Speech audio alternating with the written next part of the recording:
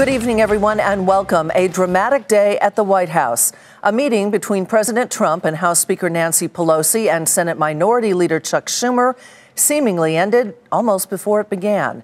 Negotiations to reopen parts of the government that are closed have stalled.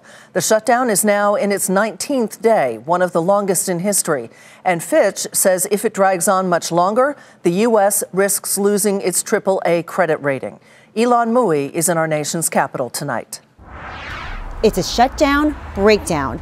President Trump calling a meeting with Democrats at the White House today a total waste of time. He tweeted that he asked if they would approve his border wall if he reopened the government. When House Speaker Nancy Pelosi said no, Trump tweeted that he said bye-bye. Later, outside the White House, Vice President Mike Pence said Trump won't back down. I think the president made his position very clear today that there will be no deal without a wall.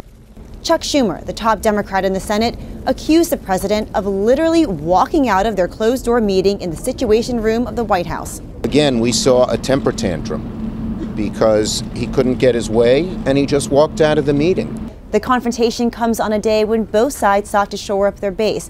Democrats said that President Trump is manufacturing a crisis and said that he cares more about the border wall than federal workers.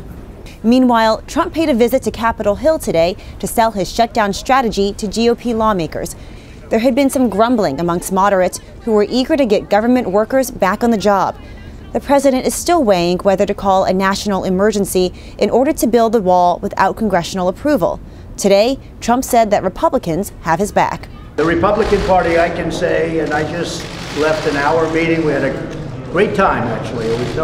There was no discussion about anything other than solidarity. We want national security and border security for our country. Tomorrow, the president will head to the southern border to continue his public appeal, while the government shutdown enters day 20. For Nightly Business Report, I'm Ylan Mui in Washington.